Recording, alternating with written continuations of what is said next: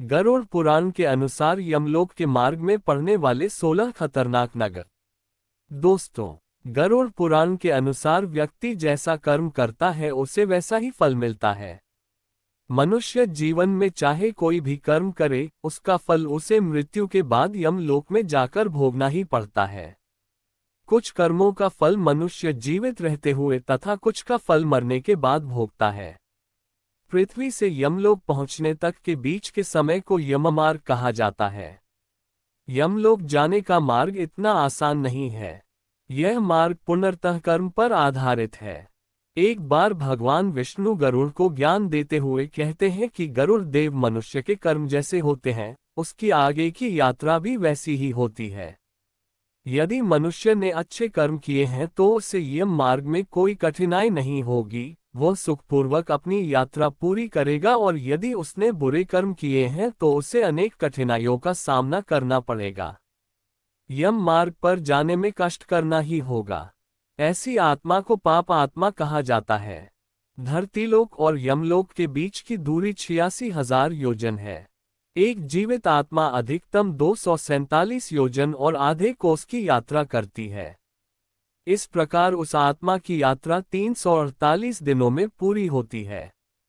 इस यात्रा में यमदूत पापी जीव को खींचकर ले जाते हैं। जीवन भर पाप करने वाले व्यक्ति को बुराई के रास्ते पर चलते समय किन कठिनाइयों का सामना करना पड़ता है, इसका विस्तृत विवरण इस प्रकार है। मृत्यु के 13वें दिन उस पापी आत्मा को यमदूत के कठोर पाश में बांध दिया जाता है। क्रोध से भरकर और भौहें तानकर वह उस पापी आत्मा को दक्षिण की ओर अपने निवास स्थान की ओर खींच ले जाता है। यह मार्ग कांटों, कीलों, भालों और कठोर पत्थरों से भरा है। उस रास्ते में कहीं आग जलती रहती है और कहीं सैकड़ों दरारों से भरा एक संकरा रास्ता है। रास्ता अत्यधिक सूर्य की गर्मी और मच्छरों से भरा होता है और उस पूरे रास्ते में पापी आत्मा सियार की तरह चिल्लाती है, लेकिन यमदूत बिल्कुल भी दया नहीं करते हैं और वे उस जीवात्मा को और भी बेरहमी से खींचने लगते हैं। जब कोई पापी मनुष्य यमलोक के मार्ग पर जाता है तो अत्यधिक गर्मी से जलने के कारण वह इतना कमजोर हो जाता है कि वहां से जा भी नहीं पाता और उसके कर्मों के अनुसार उसे विभिन्न प्रकार के जानवर काट लेते हैं, अर्थात उसके अंगों को कौवे खा जाते हैं। गिद्ध आदि खतरनाक पक्षी खा जाते हैं। वह पापात्मा उन पक्षियों के काटने और छेदने से अत्यंत व्याकुल हो जाती है। विष्णु जी गरुड़ से कहते हुए कहते हैं कि हे गिद्धराज, जब तक आत्मा दूसरा शरीर धारण नहीं कर लेती तब तक उसे 16 मार्गों में इसी प्रकार का दुख भोगना पड़ता है। तब गिद्ध प्रश्न करता है कि हे प्रभु, वे 16 मार्ग कौन से हैं?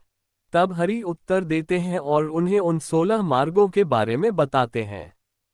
1 यमयापुर, 2 सौरीपुर, 3 नागेंद्र भवन, 4 गंधर्वपुर, 5 शैलागम, 6 क्रौंचपुर, 7 क्रूरपुर, 8 विचित्र भवन, 9 बहावपाद, 10 दुखदपुर, 11 नानकरंदपुर, 12 सुतप्त भवन, 13 रौद्रपुर, 14 प्योवर्षण, 15 शीताध्याय, 16 बहुभीतिपुर। ये हैं यमलोक पहुंचने के बीच में पड़ने वाले 16 नगर, जो बेहद खतरनाक और कष्टदायक हैं। सबसे पहले जब कोई पापी मनुष्य यमयापुर पहुंचता है तो वह दुख से चिल्लाने लगता है और कहता है कि हे पुत्र, मेरी रक्षा करो। वह अपने बच्चों को याद कर रोने लगता है। रोते रोते उस समय उसे अपने किए हुए पाप याद आ जाते हैं, जिससे वह बहुत परेशान हो जाता है। इसी प्रकार रोता, चिल्लाता और अपने बच्चों तथा पापों का ध्यान करता हुआ वह 18वें दिन यमराज के नगर में पहुंचता है, जहां पुष्पभद्रा नाम की नदी बहती रहती है। वहां ढेर सारी खूबसूरत हरियाली और पहाड़ होंगे, जिसे देखकर वह पापी आत्मा वहीं विश्राम करना चाहती है, लेकिन यमदूत उसे विश्राम नहीं करने देते। पापात्मा के परिवार के सदस्यों द्वारा निकाला जाने वाला मासिक पिंडदान, अर्थात उसके लिए जो भी भोजन आदि निकाला जाता है, वह वहीं बैठकर खा लेता है और उसके बाद उसकी यात्रा सौरीपुर के लिए शुरू हो जाती है। सौरीपुर के रास्ते में चलते समय यमदूतों ने उन्हें अपने भारी मुद्गलों से पीटना शुरू कर दिया, जिससे उसे बहुत दुख होता है। वो चिल्लाने लगता है और कहने लगता है कि मैंने उस जन्म में मनुष्य, पशु, पक्षी, जाति आदि की तृप्ति के लिए जल का दान नहीं किया, यहाँ तक कि मैंने उनकी शांति के लिए गोचर भूमि का भी दान नहीं किया। गाय, अतः जैसा तुमने इस शरीर के साथ किया है, उसके अनुसार ही अब तुम अपने को नष्ट करोगे। उस सौरपुर में अपनी इच्छा के अनुसार स्थिर और गतिशील रहने वाला राजा राज्य करता है। उनके दर्शन मात्र से प्राणी भय से कांप उठता है और अपने अनिष्ट की शंका से पीड़ित होकर त्रिपक्ष में पृथ्वी पर संबंधियों द्वारा दिए गए जल पिंड को खाकर आगे बढ़ता है। वहां से आगे जाते समय वह यमदूतों के प्रहारों से अत्यंत पीड़ित होकर इस प्रकार बड़बड़ाता है। हे शरीर, मैंने सदैव जल आदि का दान नहीं किया है और न ही नियमानुसार प्रतिदिन गाय के लिए आवश्यक गोग्रास आदि का दान किया है, और न ही वेद शास्त्र की पुस्तकें दान की हैं। पुराणों में वर्णित तीर्थों की यात्रा नहीं की, अतः जैसा किया है वैसे ही निवास करोगे। इसके बाद जीव नागेंद्र नगर चला जाता है। वहां वह दूसरे महीने में अपने भाई बहनों द्वारा दिया गया भोजन खाकर आगे बढ़ता है। चलते समय यमदूतों उस पर त्रिपान मुक्कों से प्रहार करता है। वह इस प्रकार बड़बड़ाता है, मुझे मानव शरीर तो मिला था, परंतु सब कुछ मुझ पर मूर्ख अधिराज का आश्रित था, अर्थात मनुष्य योनि पाकर भी मैं कोई शुभ कार्य नहीं कर सका। इस प्रकार विलाप करता हुआ जीव तीसरे महीने के अंत में गंधर्व नगर में पहुंचता है। इसके बाद वह तीसरे महीने का पिंड खाकर आगे बढ़ता है। रास्ते में यमदूत कृपाण की नोक से उसे मार डालते हैं, जिससे वह पुनः इस प्रकार विलाप करता है, मैंने न तो कोई दान दिया, न अग्नि में आहुति दी, न हिमालय की कंदरा में जाकर तपस्या की। अरे, मैं इतना नीच हूं कि गंगाजल भी नहीं पी सकता, इसलिए हे शरीर, ये तेरे किए कर्मों के अनुसार ही नष्ट हो जाएगा। चौथे महीने में जीव शैलगमपुर पहुंचता है। उस पर लगातार पत्थरों की बारिश हो रही है। पुत्र द्वारा दिए गए चौथे मासिक श्राद्ध को पाकर वह जीव सरकते हुए गति करता है, लेकिन पत्थर लगने के बाद वह गिर जाता है और रोते हुए कहता है, मैंने न तो ज्ञान का मार्ग अपनाया, न योग का मार्ग अपनाया, न कर्म का मार्ग अपनाया, न भक्ति का मार्ग अपनाया और न ही साथ निभाया। साधु संत, मैंने उनसे जीवित रहकर केवल कुछ ज्ञान प्राप्त किया है, इसलिए अब हे शरीर, तूने जैसे कर्म किए हैं तू उसी के अनुसार जीवित रहेगी। उनकी मृत्यु के 5वें महीने में वह क्रौंचपुर पहुंचते हैं।